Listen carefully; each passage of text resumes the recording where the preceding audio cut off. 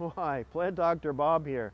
Wanted to help you understand what winter burn or winter kill is and how to prepare your garden for winter. Now, winter burn or winter kill occurs when broadleaf plants usually, or needle-leaf plants, are growing out where the sun is shining and they're exposed to the wind. And what happens is the moisture is drawn up out of the tissues by the hot sun on warm winter days and the drying winter winds. And the soil is frozen, so the plants can't get more moisture from underground to replenish that moisture in the foliage. So the foliage is left in deficit, and the moisture is drawn out of those cells, and there's actually not enough water for the cells to stay alive. So the leaves typically will turn brown, hence the name winter burn.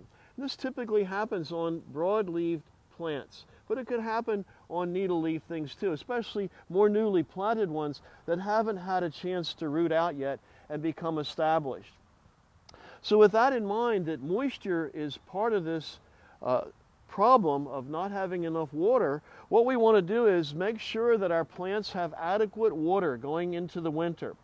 You know, if we have a dry fall or a dry winter, you want to make sure to get out there and water things and get them really, really good and wet, that the plants are really 100% turgid or pumped up going into those winter months. You know, last winter we had an especially dry, warm winter.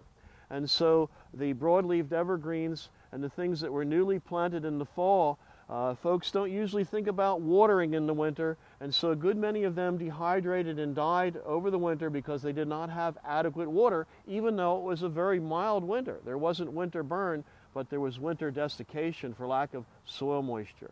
So that's step one, making sure that your plants are adequately watered going into the winter months when the soil is going to become frozen. Now, I want you to look very closely at the plants that are against your building, against your home or your garage or your porch or wherever, because the winds in this area typically come from the west. They're what we call prevailing westerly winds. That's the windward side of the building where the wind is pushing. On the other side of the building where the wind isn't, that's called the leeward side, where the wind isn't. And if we get a rainstorm sometimes, that wind will drive the rain away from the building and give you a dry patch along that easterly side of the building. So we want to watch against the building. It could be especially dry on what's called the leeward side. The other thing too, sometimes our buildings have little overhangs. So we want to watch there too, where the plant is partially under the overhang and it doesn't get adequate water because the rain doesn't fall under that overhang. The next thing we can do to try to prevent moisture loss from these more tender broadleafed evergreens is we can spray them with the Wilt-Proof. This is an anti-desiccant spray, and it comes from the pine tree. They get it from the pine tree sap. Its technical name is Pinoline. And we mix it with water. We can have it in a pre-mixed form. And what we want to do is here in late November, early December, we want to come along and spray our plant with this. Let me get this that it sprays. There we go. And we want to give a good coating to the upper surface as well as to the lower surface.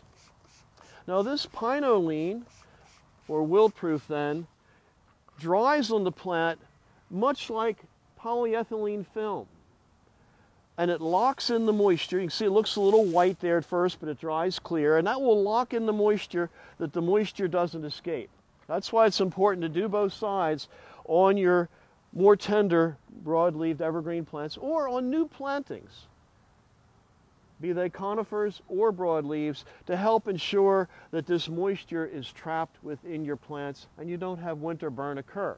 Now, important thing to note, and the label states this as well, it will not protect you against severe cold. In other words, the plants are only genetically geared or engineered to withstand a certain degree of cold. So understand that it will not protect you against temperatures that go below the hardiness rating of the plant, but it will protect you from that wind and that sun drawing the moisture out of the tissues.